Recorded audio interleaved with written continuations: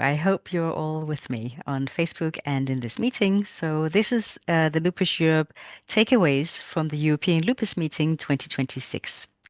So just to give you a bit of a background, the European Lupus Meeting took place from the 4th to the 7th of March in Lisbon in Portugal. And these are just a few of the highlights where we were involved from Lupus Europe. So we had 14 people from Lupus Europe at the meeting.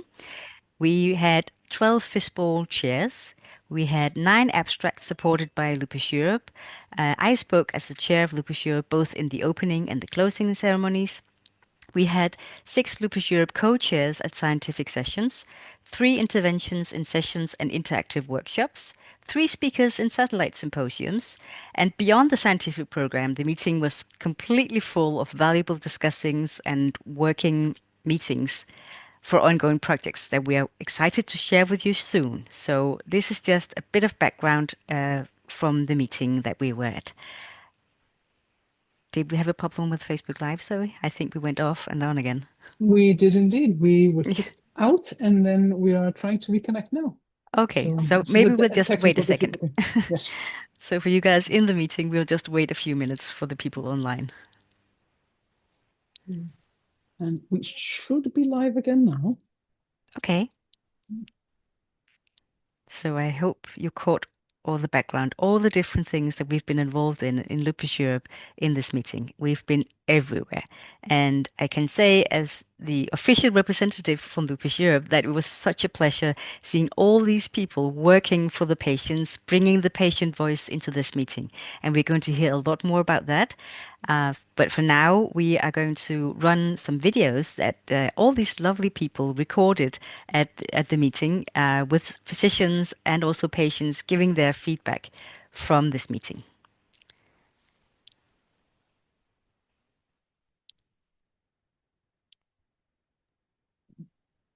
I'm going to do that in just 1 second. I apologize. I'm arguing with Facebook Live.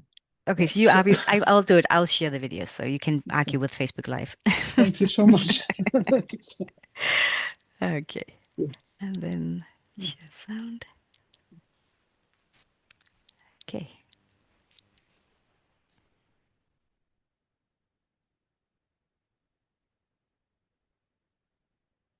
Hi, my name is Anas Rahman, and it's always a pleasure to do anything for Lupus Europe. They've asked me to just summarize the talk I've just given, which was in a session about treat to target. So treat to target is a way of improving the management of patients with chronic diseases like lupus. And what it means is that you set a target. Every time you see the patient, you see if they're meeting that target. And if they're not meeting it, you change their treatment until they do meet it. It's been proved in blood pressure and rheumatoid arthritis. It is challenging in these because defining the target in lupus is not as easy as just measuring the blood pressure.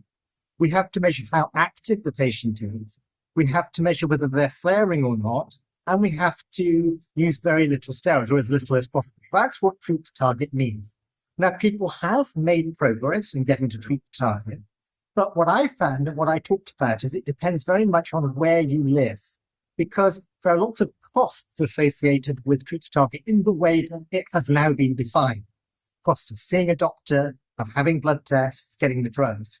In many parts of the world, maybe even in Europe itself, this is beyond the reach of many patients. It's too expensive. So the question is, what should we do about that? Should we only define treat to target in a way that can be achieved in wealthy countries, or should we try and be more inclusive about the whole world?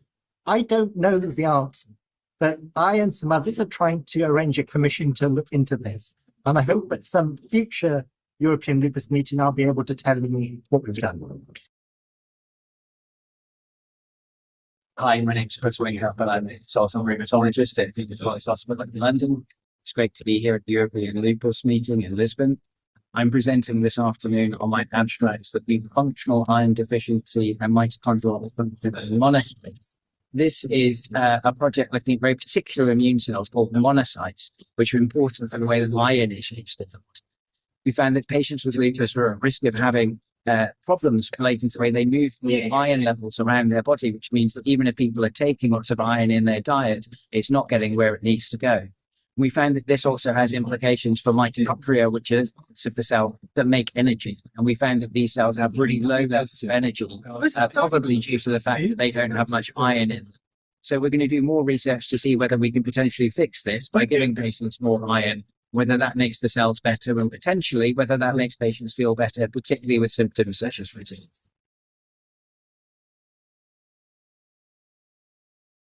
My name is Georg Schett. I'm here at the Lupus Meeting in Lisbon. It's a pleasure to give a short statement on my work. I'm very interested in CAR T-cell therapy of lupus, and we started that in 2021 when we treated the first lupus patient, a 20-year-old female with CAR T-cells. And the interesting part is she's still healthy, right? She has no lupus anymore. She could stop the drugs, all her drugs 5 years ago, and she is still completely fine. So that we call reset, this concept. It's actually to induce cure in lupus without any further immunosuppression. And we've meanwhile treated several dozens of severe lupus patients. Our center and many other centers have done the same. And what we see very consistently that the people are doing very well and that they could stop the drugs and they could actually live a very good life. What is interesting for patients also that fatigue is going down, so this tiredness which is associated with this immune activation is massively decreased. What is also interesting that infection risk is going down because they don't need to take glucocorticoids and immunosuppression. And what is also interesting, we have the first pregnancies, right? Because these patients do not need to take drugs, so they can get easily pregnant. And what is very nice also that the lupus doesn't come back in pregnancy, because pregnancy, as you know, is a risk factor for lupus flares. So this is very exciting, and we hope that these drugs get approved. It's actually a cell therapy for lupus, and now there are many studies all over the world.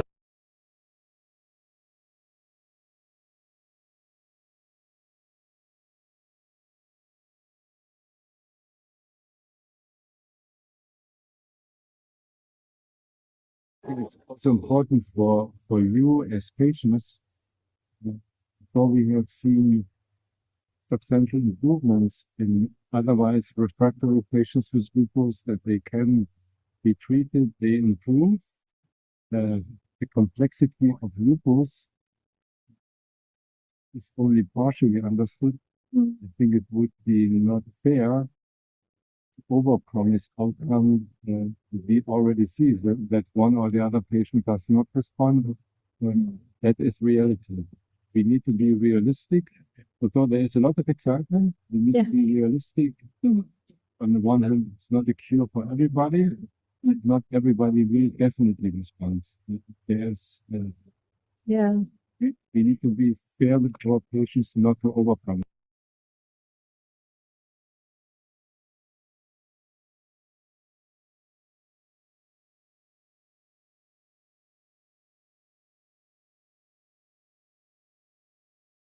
Cytokine storm, if you are using a CAR T cell, but we can also see this some of the monoclonal antibodies. That is nothing else than a kind of over-exaggerated allergic reaction. Okay. Since the cells are killing, CAR T cells are killing B cells, plasma cells, full of cytokines. The cytokines then are released. And the body needs to react to these cytokines that are become freely available. Let's say, clean the body again, and this takes minutes, sometimes hours. It's a kind of overreaction of the immune system. And we can control this with higher dosages of prednisolone or dexamethasone, or using the very important monoclonal antibody tocilizumab blocking the IL-6 receptor, because IL-6 is one of the most important cytokines in the cytokine release. This cytokine storm, clinically, how does it present in the patient? Like inflammation and fever, maybe? Can be kind of inflammation. It can come with body temperature increases. Then some patients increase with the with the cardiovascular system. Okay. The heartbeat goes up, the arterial hypertension goes down. So this can come in a kind of pre-shock or shock situations. It's similar like what I said initially. It's not 100% the same, but a kind of allergic shock can be life-threatening. Yeah. Fortunately enough, we are aware, our expectors, have all of the precautions we can deal with this, but there can well be in certain circumstances that this cardiovascular situation can lead to some kind of higher complications. Yeah. Well, okay. Thank you so much. My name is Richard Fury. I'm the Chief of Rheumatology at Northwell in New York. And I just finished my presentation about the evolution of B-cell depleting agents for lupus. It actually goes back about 25 years ago when we started with belimumab, and that is an antibody that targets a growth factor for B cells, and basically what it does, it kind of subdues the immune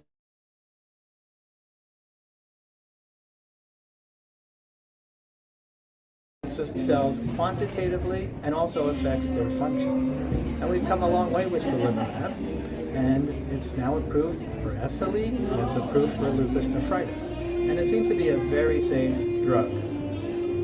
Around the same time, or a few years after, we started with rituximab, which is an antibody that kills B cells. We did not have success in our lupus trials, but there were a lot of learnings, and that led to the development of a drug called obinutuzumab. And obinutuzumab is a very potent B-cell depleting antibody, and we saw success in our lupus nephritis trials, both phase 2 and phase 3. And later today, I'm going to report about the Allegory study, which is obinutuzumab in SLE. So it's great that we have these options right now for our patients, and there's no question we will have yet more options in the future. But what we need to figure out is which drug for which patient.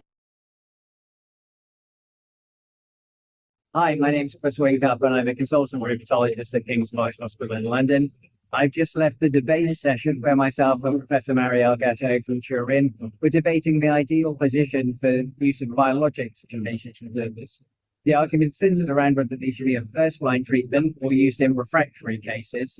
I think that perhaps the answer is somewhat more nuanced, and we have to take an individual decision on every patient so that we take into patient-associated factors and consider things in a personalized way for our patients with lupus, involving them in the discussion to make sure that we get the patient the right treatment at the right time, whether that be a biologic or something else. Thanks very much. So my name is Professor Marielle Gatto. I am a professor of rheumatology at Turin University in Italy, and I've been caring about these patients for the last 15 years. Nowadays, the hot topic is among the most important ones is when and how to use biologics to define and improve the patient journey. So latest data tell us and suggest that the early use of biologics is really important in order to obtain a very quick and effective control of this activity to accompany patients in a safe journey. That means tapering steroids and reducing the risk of infections. These are the main points that should promote an earlier and more knowledgeable use of biologics in clinical practice. Hello, I'm Christina Arias. I am a clinical associate professor at Oklahoma Medical Research Foundation in Oklahoma City in the USA.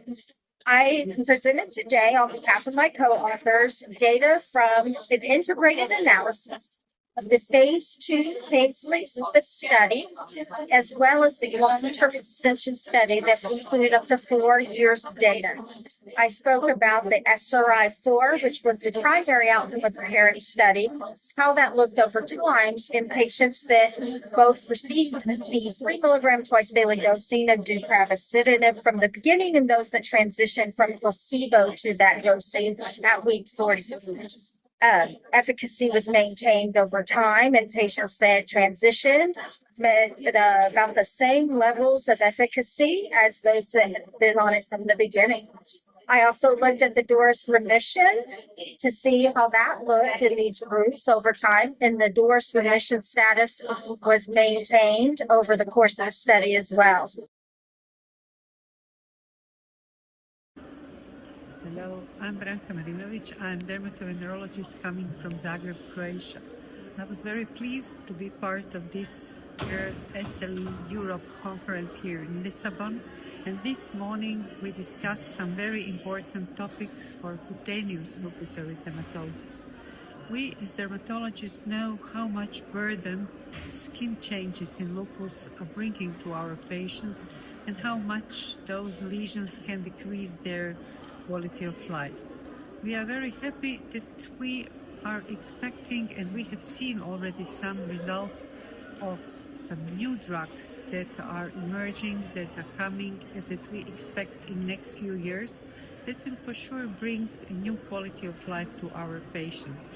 But beside that, we are still speaking about some well-known therapies and how to prescribe them, how to apply them, and how to give them and recommend to our patients. So we are hoping for some better future for our lupus patients.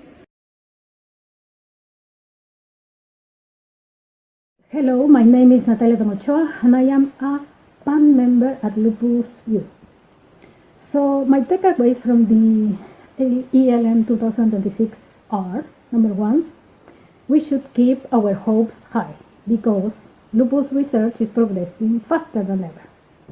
In the sessions on the pathogenesis of lupus, it was all about the biological processes that explain how lupus develops and causes damage in the body. So just an example, researchers are studying how the presence or absence of certain molecules differs between healthy individuals and people with lupus. And this means that in the future, these molecules could become biomarkers that help, for example, in diagnosing the disease. Takeaway 2. So one of the presentations that got my attention was given by Professor Edward Vital, and the title was The Preclinical Phase of Autoimmunity. Could SLE be prevented? So he talks a lot about pathogenesis as well, but as part of one of his studies, his team analyzed skin biopsies, 3 types of biopsies, from healthy people, from people at risk of developing lupus, and also skin lesions from lupus patients. So he showed that although the skin biopsies from people at risk look the same as those from healthy individuals under the microscope, at molecular level they are very different. So the at-risk skin samples contain specific protein that is also presented in lupus skin lesions. So what it means, that according to his findings, it doesn't start with the immune system attacking healthy tissues and causing inflammation. Instead, the tissue becomes abnormal at molecular level, which causes then the dysregulation of the immune system and later the inflammation of the skin. All these findings presented at the conference are of course important for improving the well-being of patients. But beyond that, my last takeaway is a reflection of one of the many things we could do. So we could work together to involve patients not only in clinical trials but already at the research stage. So patients could, for example, participate in studies by contributing samples, blood samples, or skin biopsies that may already be part of the routine care or treatment. So this, of course, will lead to better targeted treatment for patients, and to achieve that, we need to work together. Physicians, lupus patient representatives, I don't know, pharmaceutical industry representative, etc., so that we can all benefit. Thank you. Perfect. So Lambda is all about trying to capture lupus arthritis activity better. So we know it's really important, it affects people a lot, it causes huge amounts of disability and time off work, and therefore we need to learn how to measure it better. Trials at the moment don't measure it well, they just say yes or no, they don't tell you how bad someone's arthritis is, or sometimes the response measures even don't tell you something's improved when it's got a lot better. And so we've tried to use kind of a combination of ultrasound activity and patient-reported outcomes to make sure that we capture the whole spectrum of lupus arthritis so that we can measure improvements in it better and hopefully get better access to treatments for lupus arthritis. My name is Lucy Carter, and I'm here on behalf of colleagues at the University of Leeds. We've shown a new development with a web and mobile application to help clinicians assess lupus disease activity using the BioLag 2004 index. We appreciate that some of these disease activity scores can be quite difficult for clinicians to handle in real life, so the web-based application is going to make that really much more simple for them to use regularly and to use accurately. So the website is now live and we're hoping to get lots of feedback and keep improving the interface. So I gave a talk this morning about how I believe that the heterogeneity of lupus can be subdivided into basically 4 subgroups. This is not, of course, an exact picture, but I could show that there is a difference regarding clinical symptoms, regarding genetic background, regarding inflammatory pathways, and regarding prognosis, depending on the autoantibody profile you have. So the 4 groups that I presented were one group with antibodies that target something called SM and RNP. It's part of the ANA pattern. Another subgroup that target other targets that's also part of the ANA pattern called SSA, SSB, or RAW and LAW. And these are associated more with Sjögren's skin symptoms. And then you have the antiphospholipid positive group where there is a lot of vascular disease. And the 4th group where we didn't see so many antibodies and where the prognosis is better over time. Onset of disease is later. Hi, so I'm Michelle Barrowclough. I'm a non-clinical researcher. I mainly work in the field of looking at brain fog and problems with memory and concentration and attention. Some of my work involves using a scanner to look at how your brain responds when you're doing different cognitive tests. And we found that in lupus patients, sometimes they have different responses in the brain to people who don't have lupus. And this might explain some of those brain fog feelings that we have, and we're hoping to look more into this and find some solutions to help with the brain fog. My name is David Weisberg. I'm a rheumatologist from the University College Hospital in London. And I come to look after a huge number of lupus patients. Maybe 1,000 patients actually, many of whom suffer from central nervous system lupus. And although lupus is often regarded as a disease with many different faces, nowhere else its diversity of clinical features more vivid in the central nervous system area region. Patients with lupus may present with anything from migraine to madness. And this is one of the biggest challenges that we face in looking after patients with lupus. Because central nervous system features may occur, but they're not always due to lupus itself. They may be due to the drugs which we are using to treat lupus, maybe due to concomitant diseases, maybe due to the mixture of 3. So central nervous system lupus is a big challenge, and we have to recognize that there are features of it. Not all of the patients who have these features is due to the disease itself. The distribution is very important. The investigation is challenging because there are lots of tests which are serially based, and really we need to get the cytokines and the antibodies from the cerebral spinal fluid. And treatment remains also a challenge because frustratingly, every new trial of lupus therapy excludes central nervous system lupus. So we're stuck with the older drugs, such as steroids and immunosuppressive drugs. It's very little evidence about the use of monoclonal antibody therapies, for example, in CNS lupus. And that's one of the ongoing challenges.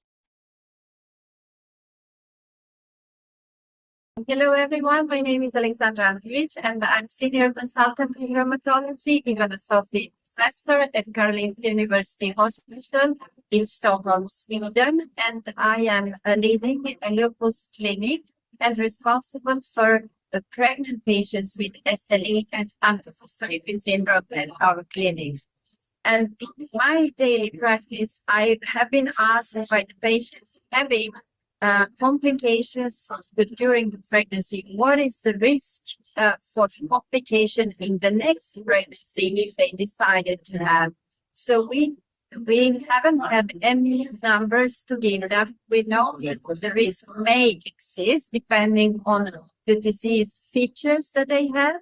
But then we decided to perform this study, which is now presented at SLE Europe meeting, and we did it with the help of our epidemiologists. We looked in the whole Swedish populations and identified women with SLE who have gave birth to the baby after they got the diagnosis, and we compared that with healthy women, and we could see that women with SLE having some kind of complications like preeclampsia or preterm delivery during the first pregnancy and the delivery are in less percent having second pregnancy. They do not decide to have second pregnancy as much as healthy pregnant women or healthy pregnant women with any complication in their first pregnancies. And this is very important finding because this influences the family planning of SLE women. And also we could see that when they have had preeclampsia in the first pregnancy, they have substantially increased risk in the second pregnancy, and the same came up for the preterm delivery.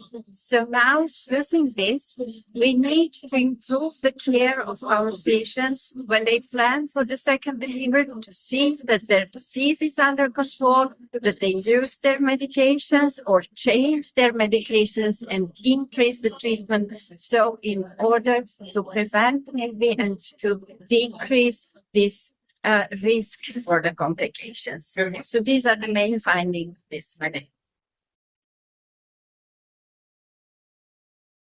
Hello, my name is Ngọc Nguyen. I'm a PhD student from Karolinska Institute, Stockholm, Sweden. Today I presented a project on lupus and the risk of heart failure and cardiomyopathy and the effect of hydroxychloroquine treatment. We know that patients with lupus have a higher risk of cardiovascular disease, and particularly in this project, we found a higher risk of heart failure and cardiomyopathy in patients with lupus compared to the general population. And among patients who initiated hydroxychloroquine early and adhering to hydroxychloroquine treatment have a lower long-term risk of heart failure and cardiomyopathy, so that treatment with hydroxychloroquine is beneficial for your cardiovascular health. My name is Paulo Oliveira. I am a researcher at the University of Coimbra as well as a professor. I work with mitochondria. The mitochondria are the powerhouses of the cells, so what give our cells energy. They actually do much more than that. Okay, so this is a very simplistic view. There are small organelles inside our cells, except red blood cells. Apparently not in lupus, where mitochondria are also in red blood cells, where they should not be. And mitochondria have not only, as I said, role to supply energy, but also many metabolic operations in the cell. And what happens in lupus is that, depending on the cell type, mitochondrial function is affected, or they are respiring too much, or they are respiring less than they should. When I say respiring, it's consuming oxygen. So this is where our cell respiration comes from. And because those alterations are not specific to a certain cell type, this means that there's this network of alterations that can disrupt the immune system. Also, mitochondria are very involved in inflammation. So when they release factors inside the cell, it triggers tremendous amounts of inflammation. So when there is a dysfunction and mitochondria lose their integrity, that's a way to cause this inflammation, which is seen in lupus. Now, where there are tissue complications in some people and not in others, depends on a lot of things, including the makeup of our mitochondria. Because mitochondria are the only organelle besides the nucleus who have DNA, and our DNA may be different. So there are some Europeans may have different mitochondrial DNA from Africans, from Asiatic, even inside Europe, we have what we call apple groups. So this can also determine if somebody is more or less susceptible to lupus, and with somebody with lupus, whether that can have more or less complications. Laurent Arnaud, and I am very happy to be here at the 2026 European Lupus Meeting. Yesterday I gave a talk about digital solutions in SLE. So it's not really solutions to every problem, but it's digital ways to tackle important problems for patients with lupus. So I'm thinking, for instance, fatigue, and I debriefed the project that is called LEAF, which is a digital and automated way to understand the cause of fatigue and to provide feedback. The second project I've been debriefing is called SLAKE, which is an online system to understand the essential knowledge level about SLE and hopefully to provide additional content to complement this knowledge. And the third project I debriefed is a project for the future called CogniLoop, which will enable anyone, anywhere in the world and for free to get a full neuropsychological test online with a full debrief as a way to assess cognitive issues that we know are so important in the context of SLE. Thank you very much. Hello, I'm Nathalie Costedois-Chalumeau from Cochin Hospital in Paris. I've been working on hydroxychloroquine and hydroxychloroquine drug levels in the blood for a long time, and because of that I've been working on non-adherence to treatment, because we discover when we measure hydroxychloroquine levels that sometimes it's zero, meaning that the patient can't manage to take the treatment. So today we discussed about adherence to treatment. We discussed the fact that it's very normal, that it's very frequent, that many patients can't manage to take their treatment. We discuss how difficult it is to make this diagnosis for the physician, especially when the patients don't take any treatment, because you can be non-adherent because you forget from time to time and you take less than 80% of the treatment. But most importantly, you can be severely non-adherent, meaning you take nothing or just one pill from time to time, what I call the severe non-adherence. When you are severely non-adherent, you are at risk of flare, of damage, and even of death, and that has been demonstrated. So for the physicians, it's important to make this diagnosis. We do this in France and in other countries by measuring hydroxychloroquine drug level in the blood, and when it's zero or very low, we know that the patient doesn't take the treatment, and we can discuss with the patient why and try to improve that with the patients by explaining everything. We discussed the reasons for the patients not to take the treatment. There are plenty of reasons, sometimes because they don't like that, it's too difficult. So we discussed all the reasons and what we can do with that. Again, I think the most important is to make the diagnosis so there can be an open discussion, a shared decision making, because we had a talk just after on that, with the patient to see how the physician can help improve this non-adherence.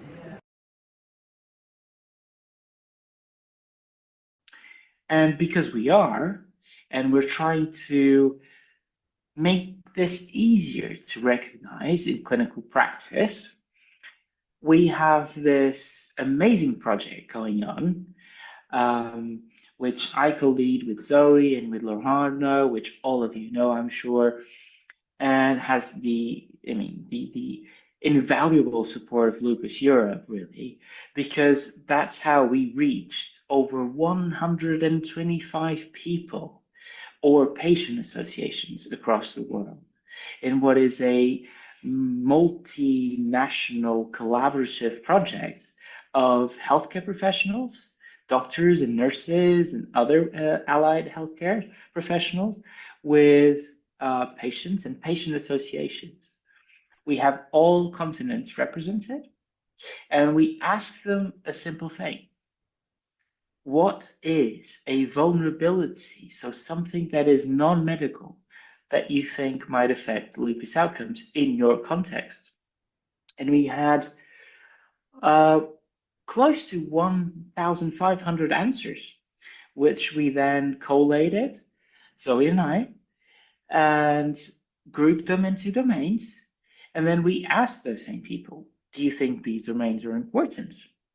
Do you think they're relevant in your context? And with their great help and effort, we have now developed this tool called Lupus Alert that screens patients for having or not having these important vulnerabilities. What we try to see is if any of these answers are positive, we think something must be done. And this is what we're now moving on to, is thinking about solutions.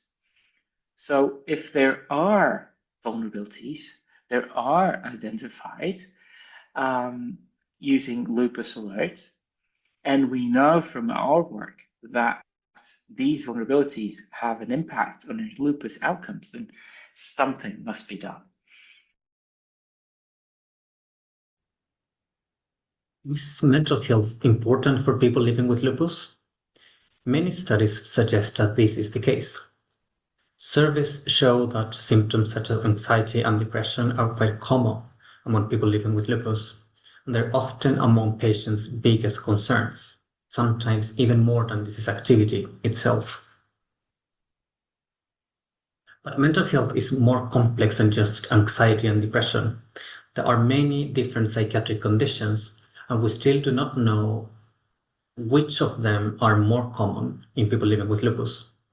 Even more importantly, we do not fully understand how these conditions may influence the course of lupus over time. In our study, we wanted to explore these questions, and we looked at all people who have been diagnosed with lupus in Sweden between 2005 and 2021, and we included over 4,000 individuals. And to understand also how common these conditions are in the general population, we compared them with 10 people without lupus for each patient. First, we looked at the period before lupus was diagnosed, which we know can take several years. We found that about 20 out of 100 people with lupus had received a psychiatric diagnosis in the 5 years prior to their lupus diagnosis. And the most common diagnoses were anxiety, depression, and substance use. Importantly, these diagnoses were more common in people with lupus than in the general population. Next, we looked at what happened after the lupus diagnosis. And we found that about 10 out of 100 patients received a psychiatric diagnosis within the first 5 years, and about 17 out of 100 within 10 years. And the most common were again anxiety, depression, and substance use disorder. Finally, we asked whether having a psychiatric diagnosis was linked to how lupus develops over time. We found that people who had a psychiatric diagnosis were more likely to develop organ damage and had a higher risk of death over time. However, it is very important to emphasize that this does not mean that psychiatric conditions cause organ damage. Rather, it suggests that people who experience these conditions may be more vulnerable and may need additional support. The key message is that mental health matters in lupus. We hope that mental health can be discussed and screened for during medical visits, and that support can be offered when needed.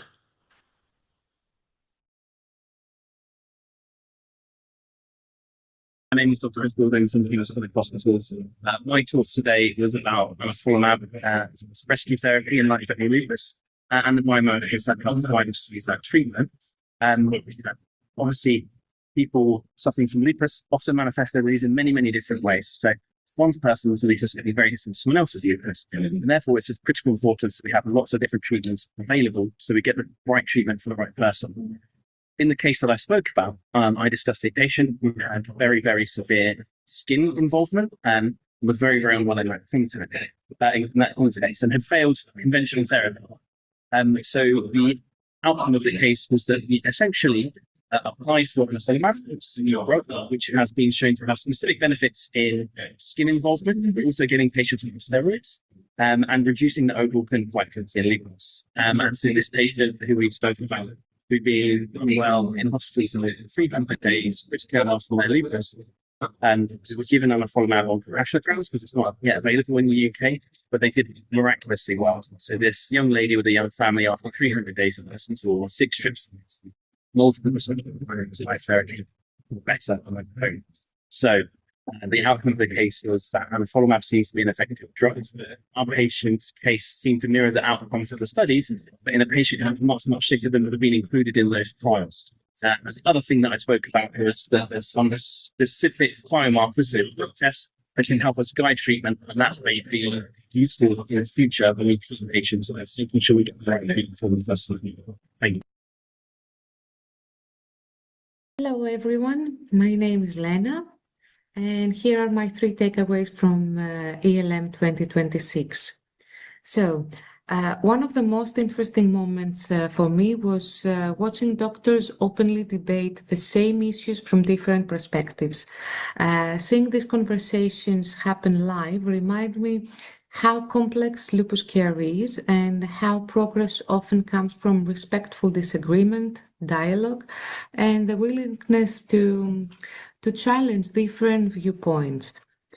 The fishbowl sessions were particularly meaningful because patients, clinicians, and researchers sat together discussing challenges that affected us all.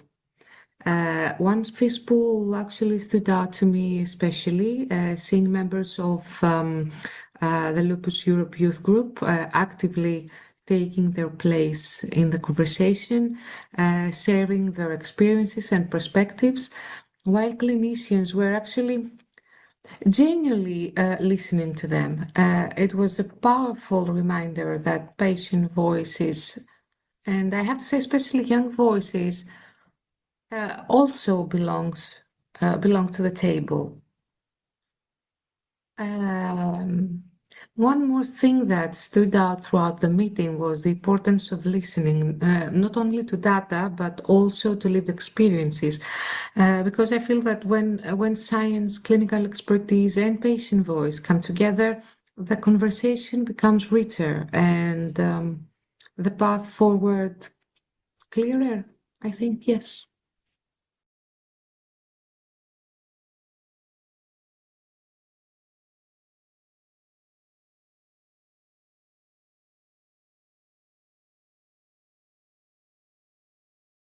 Okay. Hi, Amy. I'm steroids. I'm upset. Everybody at this conference wants to get rid of me. I help people. People with lupus meet me when they're really sick. I make them better. They feel better when I'm around. And now I find that everybody's talking about getting rid of me, a life without me. Why are people so down on me, Amy? Why do you think they are? Why do you think they don't like you anymore? Because there are all these talks here saying, how can we get rid of steroids? When should we stop steroids? When should we withdraw people from steroids altogether? What did I do that was so wrong?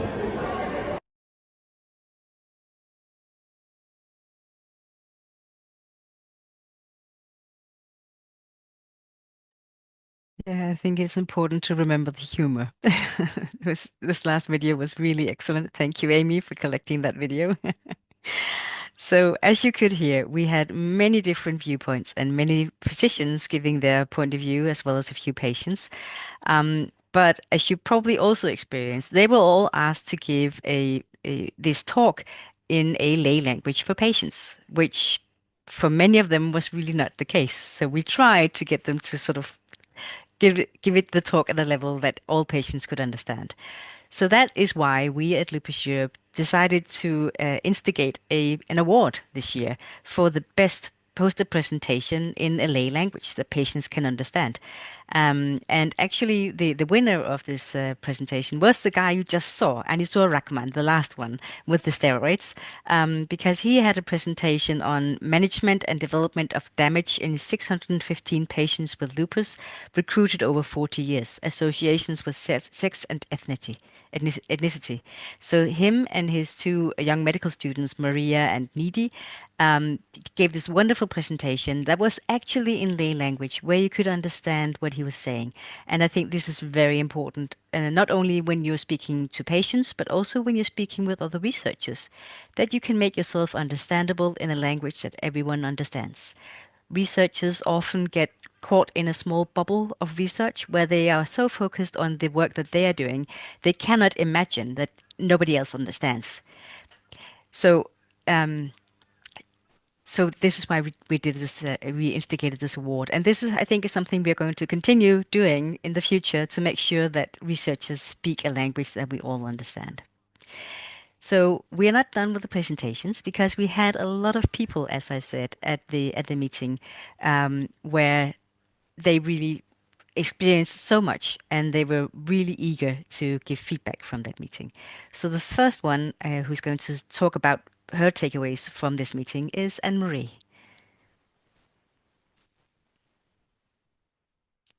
Oh, we can't hear you, Anne-Marie. Anne-Marie, we can't hear you. Something wrong with your microphone. Now you hear me? Yes, now we hear you. My foot. Okay. I was in the first session on Thursday morning, and it was about lupus and the skin. And as you have heard before, Branka Marinovic talked about the management and recommendation of cutaneous lupus erythematosus. The current guidelines are from 1995 and need to be updated. And on this, Lupus Europe will work with Branka through ear and skin, which I'm an EPAG in. And she also told that for 80 years, there has been no other drug for lupus and skin lupus in general. And there are also no tools available to develop the research more to phase 3 because you need key endpoints and you need measurements to get there. And Victoria Worth from the USFA talked about the measurements that they have been investigated and they have been approved in 2025. So last year by the FDA. So trials for lupus and the skin can go on further to phase 3 to get more new drugs for lupus and the skin available for patients. And Victoria Worth also talked about to train the doctors to look at the various skin of patients, the different colors, because lesions with people with a dark skin look different than lesions with people with a white skin. And within the skins, you have different levels of tones. So people have to be trained to look at the skin of patients to see whether it is lupus or it is psoriasis or it is another disease to do more research whether it is lupus. And then we had a very technical talk by Margarita Gonzalo, and during the talk she talked about the pathogenesis of the different CLEs in relation to SLE. And this shows a very small scale the relation on cell base between CLE and SLE. During the 3 presentations, it was shown that some trials on CLE are continuing as a result of the hard work of various dermatologists and rheumatologists. At the end, there was a poster presentation of, it's a very difficult name, but it's Sashki Vasandwakle, and she showed that EFN response on hair follicles with CDLE could indicate the cause of baldness with people with CDLE. And in the poster area, I also went through, There was a poster on fatigue, depression, and cognitive impairment, and if this would be relevant for people with CLE. From this research, it was shown that fatigue is highly prevalent among patients with CLE and occurs independently of systemic disease activity. Fatigue remains a complex and multifactorial symptom that substantially affects patients' quality of life and warrants systemic assessment and targeted management strategy in clinical practice. So it's a very important point. And I will end with that this was a very big step forward in research for skin involvement with lupus. And hopefully new treatments are on their way besides the many off-label treatments that are used nowadays. And that's me, and I'm going to go down because I have a very emotional day today. So Yeah, I know. bye-bye. Thank you, Anne-Marie. Oh, that's very, very useful. And it's wonderful to see that so many things are happening on the skin area finally, because you've been waiting for a long time. And also having some evidence that there is actually still manifestations. So fatigue and brain fog and all those symptoms are also present in people with skin lupus. It's not only the one with systemic lupus. Thank you so much for that presentation. I'll move on to you, Francesca, to give you a few takeaways. Okay. I think I have more general takeaways. I think one was very similar to the one that was presented before from Lena. For sure, the ELM is a big occasion to get in touch with all the innovation that is ongoing about lupus, new treatment, new way to measure, new target for drugs, and so on. But I think that the fishbowl was very interesting because for two main reasons. The first one, it is that is an open discussion between the doctors. And so it was something how to see how the things are going behind the scenes. So what are the way in which the reasoning, for example, to give a specific drugs to a specific patient. And one of the fishbowl I was in is related when using the biologic drugs and when using the CAR T cell. And in any case, as it was already highlighted, they in any case were asking and hearing to the voice of the patient, meaning that in the last year a lot of walk is not the correct word, but in any case, the idea is that we have moved forward in order to let our voice be included in the research. The second just word that I would like to highlight, that is my takeaway, it was the collaboration. First of all, because the ELM was organized among patients and doctors.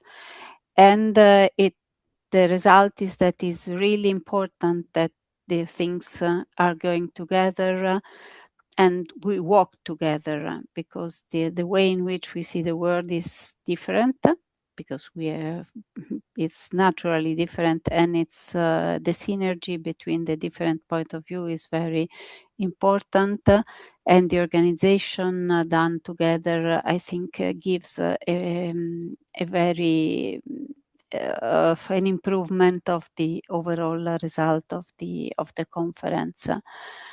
And one presentation that I find really interesting was the one that was already presented during the video before, about the quantification of the cost of treating a SLE patient, and how trying to achieve the treat to target can be completely impossible in some region of the world, because it's the cost of for the patient, not for the society, for treating 1 month exactly equal to the total money earned.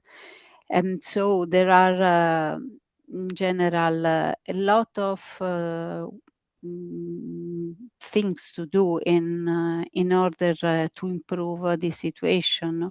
Also because it's not only related to country it's outside Europe, but is also many times also related to our city, to our nation, and also inside the single nation.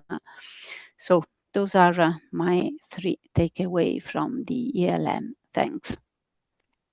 Thank you, Francesca. Yes, I think those are really important points as well. As you say, it depends on where you live, which kind of treatment you can have, and therefore also what is the goal for your treatment, because the goal is not possible sometimes with the medications available and with the money you have that is limited for you as a patient. Yeah, thank you so much for that. I'm going to move on to you, Amy. Would you please give us your few takeaways? That's a nice segue because mine kind of tracks after Francesca's comment about socioeconomic elements. Yeah. Hi. I think my 3 takeaways were mainly from the fish bowls that I chaired. It was my first experience of a fish bowl in general, let alone chairing them. I really liked the format. I think they were great, like a lot have mentioned, great way to incorporate the patient voice in a equal standing with the doctors and researchers. I'll comment on the steroid video from Ansur to start with. It was his idea to be a steroid in the discussion. I wish I'd captured the whole thing because it was hilarious. It was just a tiny bit at the end where I got him to say the sort of general of it. But he wanted, I think because the title of the fishbowl was glucocorticoids in lupus, when and how to stop. It wasn't should we stop? It was when. And I think he was sort of trying to play devil's advocate to why we rule steroids out. And that was interesting discussion about the socioeconomic issue with steroids because we sort of make an assumption we can stop them, but a lot of the steroid-sparing medications are expensive. So whilst clinicians might want to treat with steroid-sparing medications, they can't always. They can't bankrupt somebody that way. And also, it was interesting actually because we were discussing patient communication and joint decision making, and that the point that you will feel worse when you taper, but to be honest about it. But he was particularly chipping in with, well, we don't want to make our patients feel worse. We don't like that idea. But I was like, but if you've talked to them and there's clear communication, joint decision making, and you're both aware of what's happening, that's when it's most effective. I also participated in finding the right dose hydroxychloroquine in lupus. And that was interesting because it was just female chairs, whereas the steroid one was male chairs. And there was a different vibe to it. I don't know if it was different personalities or just, I don't know, but it had a different feeling to it. But we mostly discussed adherence and dosage relating to adherence. And it was interesting. One of the HCPs said, Raquel Faria asked the fishbowl, everyone to put up their hand if they've ever missed a dose of the medication. And the majority did. And these aren't patients. These are doctors and researchers. Yeah. And I think there needs to be a better, more transparent, less blame culture conversation for that. So it can be effective so that people are actually taking their meds and the doctor's listening to why they don't want to. There was also talk of HCPs using a lower dose to start with to assess tolerance and side effects, even if it was less therapeutic effect. They were preferring them to take the dose as opposed to not.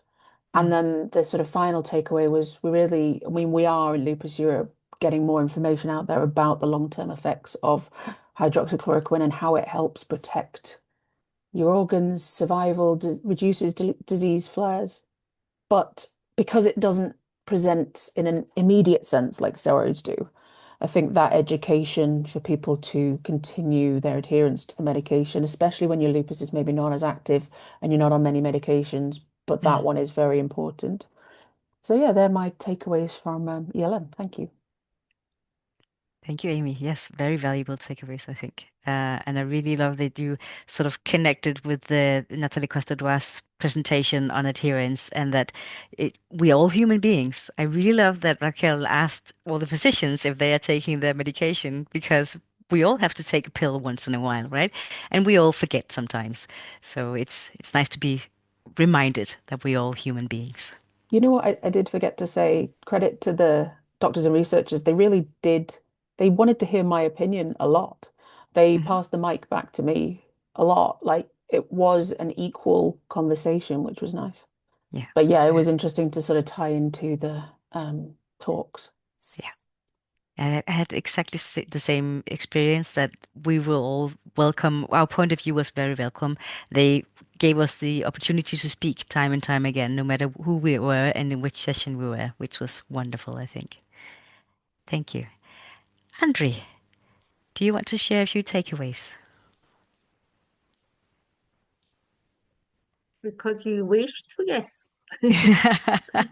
Hopefully also because you want to.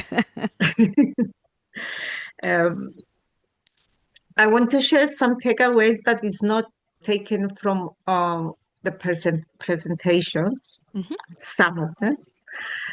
The first one is the feeling that I had when I walk into the ELM venue.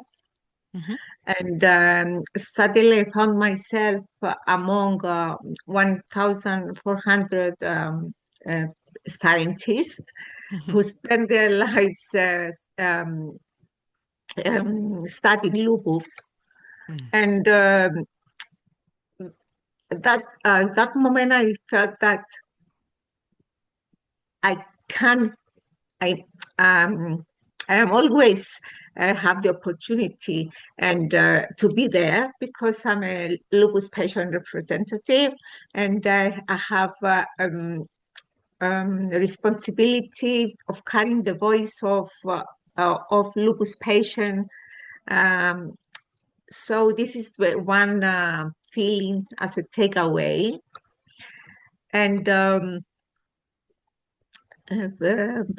I have some notes.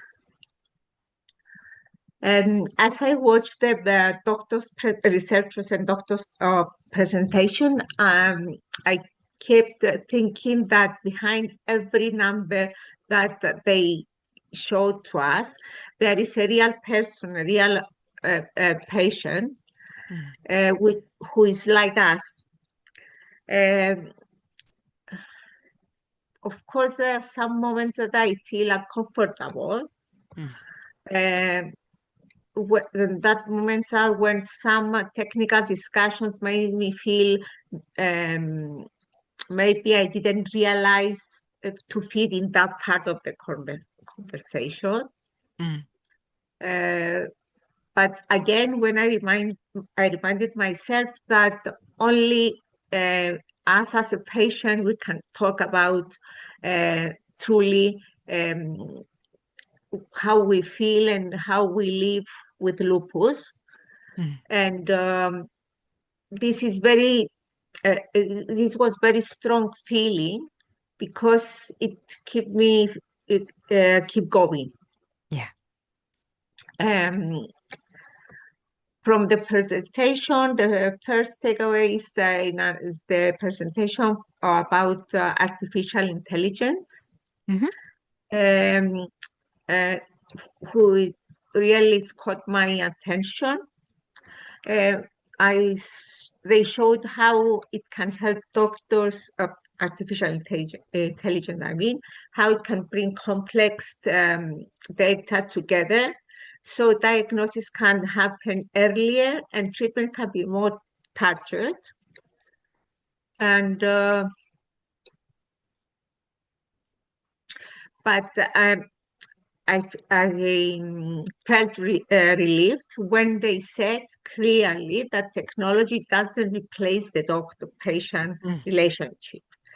And this was important because the human part stays.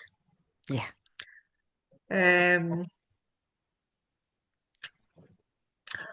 Another takeaway is from the presentation that was on neuropsychiatrists. It was the first time that I heard so clearly that changes in memory and concentration or mood are not exaggeration. And they are not strange reactions. They are real parts of the disease. And this is a big, it was a big issue for me because sometimes all this that I live with, I have the feeling that it's not real. Yeah. And this presentation showed me exactly and strongly that this is real feelings. You got your feelings validated and your symptoms validated. Yeah.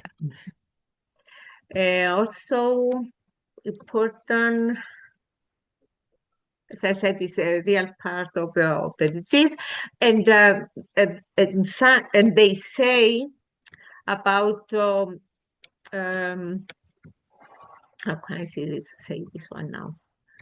And they explain how the brain of a person with lupus works differently for a person who is not a patient with lupus, and that many times it finds other ways to reach the same result. Yeah, the brains and make shortcuts and other ways of working. Yes. This really stayed with me because it gave a scientific voice to things many of us find hard to explain a lot of times to the doctors.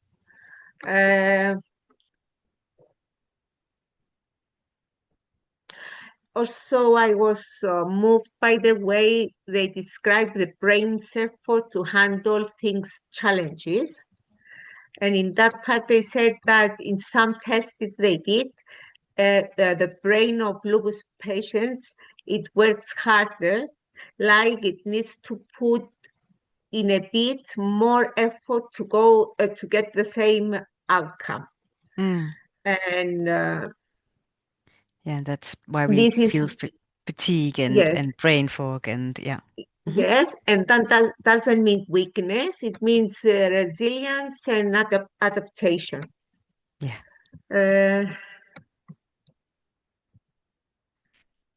Also, they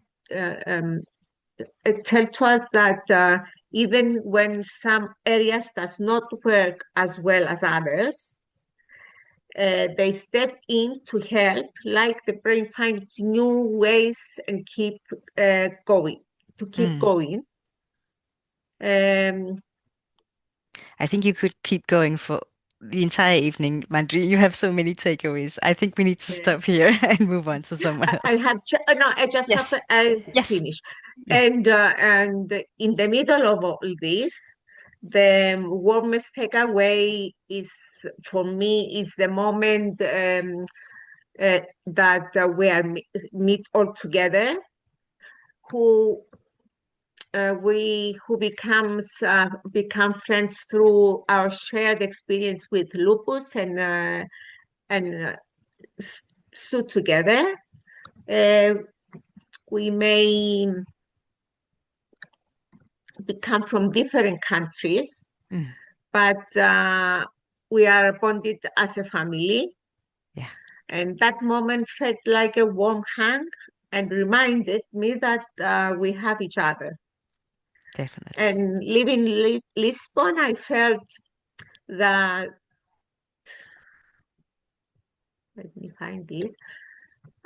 live in Lisbon, I felt sure that even that our voice matters, and nothing can be changed.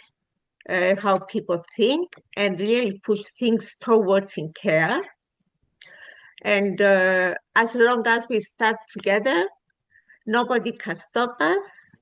Lupus affect our lives, but not our voices. So that voices belong to us. Definitely. Oh, thank you, Andrea. That was a very nice note to finish on. Yeah, completely agree. Having that feeling of I think it's for me is the first precious takeaway that I take. yeah. Oh, thank you, Andrea. Now let's move on to Ricky. Hello, thank you. So here are just some of my reflections from the European Lupus Meeting, the conference. So we started the conference with a welcome talk by Professor Bruce, and he talked about lupus health inequalities around the world and kind of showed us a map of the number of rheumatologists in each country. And I think for me, it was quite striking to see there are still serious challenges, particularly in Africa, and about lupus care in around the world, particularly in Africa. So I think it really set the tone for the event and making sure that all the great discussions that we're very privileged to be able to have in Europe that can be shared with the wider world lupus community around the amazing research, the patient voices, to make sure that everybody around the world gets the best lupus care. I then touched on the digital health session. You've already heard from Professor Arnaud and some of the other doctors about some of the tools that they're doing, that they developed and they're using within practice. I think that was really exciting about how AI and digital tools can help. There was one excellent talk which was around using AI robots and being able to use them to train medical students, and it was it's very early stages but very interesting. I did raise a question to the room around AI bias. I think for me the key thing was making sure that if they are using some of these tools to kind of train the next generation of doctors, to make sure it's truly reflective of the diverse needs of lupus communities across Europe and within specific countries. So I just kind of flagged that as a potential risk. I also presented a session with Elfrida and two other doctors about Lupus Unplugged. We had some amazing patient stories and clinicians also, and we asked, and we were discussing three questions. So, when do you feel lupus is under control? How do financial and social circumstances shape the quality of lupus care, and what can be done to close the gaps? And finally, around mental health support, which again was discussed in quite a few sessions that I attended, feel like making sure mental health was an essential part of lupus care. It wasn't just the panel talking, it was very interactive with the workshop and the attendees. So that was really, really powerful.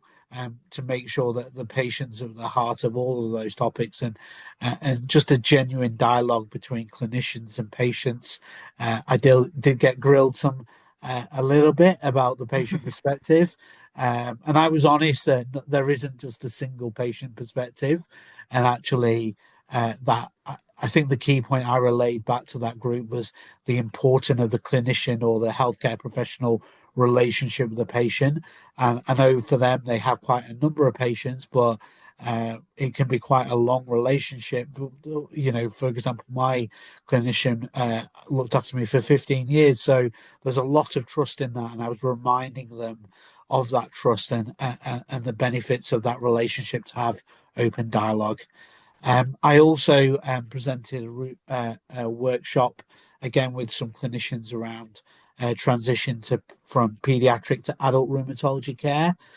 It was really great to have a great number of rheumatologists in the room and kind of raising some of the challenges around that. So, you know, trying drugs, sex, alcohol, some of those challenges, but but also around the patient for young people in particular, about what patient information is given to them, because there is a lot of work that needs to be able to do to turn them from where they're currently supported by their parents to be able to self-advocate for their needs and to have the confidence to do that. So it was a really, really good session, I found. And we got some really positive feedback about kind of that experience. So hopefully some of those rheumatologists will reflect on that in their own clinical care. And then finally, I ended on a fishbowl, just as others have mentioned, and it was around managing non-inflammatory manifestations in lupus, which is a very fancy way of saying what are the challenges that we face as patients that aren't shown on blood tests, such as fatigue and other mental health, other things around that. Although it was the final session of the day, so there was a few less people, we had a really great discussion with Professor Marta, and I've forgotten her last name, who has done a lot of research in fatigue. So it was a really great discussion for those that were there. It was a really kind of great fitting day end to the kind of conference, talking about equality, collaboration, and empathy for people living with lupus. So I think the final point for me to end on, I've spoken a lot. It was really, truly inspiring to be in a space with over 1,000 people, all united by one single goal: to make the patient experience better and ultimately to beat lupus. So thank you for letting me attend and share my highlights back to you, our amazing members across Europe. Thank you. Thank you, Ricky, and thank you for representing patients in a great way. I saw you championing the patient voice several times and bringing it forward, going into discussions with eagerness. So thank you so much for doing that. And you spoke about the young people. So let's now move to some of the young people that we have there from our youth group. So Marina, would you like to give us your feedback? Yeah, thank you so much, Annette. So the first takeaway that I really have to mention is, honestly, I did not expect how interesting the research that the scientists and the physicians are doing. It was incredible. And okay, personally, I was really fascinated by the more biological aspects of the research, of course, because of my background in biology. But a presentation that really stuck in my mind was in a genetic sessions, and it mentioned how exactly lupus could potentially actually be like the reason behind it, and why it's more frequent in women than in men. So I really loved that fact. I also really liked another takeaway that I really think is important is the fact that I noticed that it was great that the doctors nowadays do not see the patients as a mannequin, that they just prescribe a medication in order to relinquish that side effect or whatever. And they're actually listening about, okay, these kind of side effects are not exactly helping with my everyday life. And it was really nice to see that.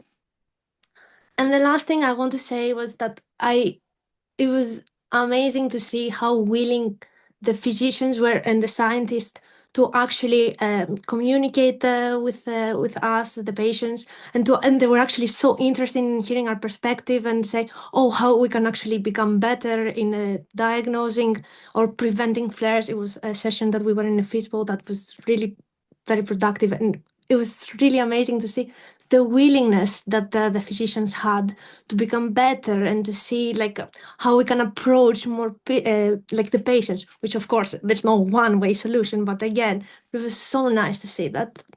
So yeah, it was a great time, and I was really happy to see like the willingness to help and to become even better as yeah, it was great. Thank you. Thank you, Marina. And this is one of the things, one of my favorite takeaways from this meeting was actually experiencing both you and Rita, because it's your first time at something like this. You were so engaged, you were so excited about the science and all the stuff that came out in the presentations, which I think is amazing for me to see new people coming forward and taking over, representing the patient voice. So thank you, both of you, for being there. Rita, let's hear your takeaways. So first of all, just to highlight that it was really amazing to see so many people joining together and discuss what's going on with lupus and how can we go forward and move forward. So one takeaway for me was the importance of cognition within the different days. So cognition, brain fog, and these often overlooked symptoms that cannot be easily sometimes clinically described were really there. And cognition was actually described as the frontier of lupus. So it means a lot because it's something that we struggle every day, and see people that actually our word is being taken serious and people are investigating on it and trying to see what can we do about it was really great. Another key takeaway message that was already been touched a bit was the digital health. I think it had a huge impact in discussions as well. How can we leverage these tools that we already have today for our benefits in terms of early discoveries, faster discoveries, and to also be an ally to precise treatments that we know that we need so much, because lupus is such a complex and diverse disease that affects us in so many different levels. So digital health was there, and I think it would really help us as well in the cognition level.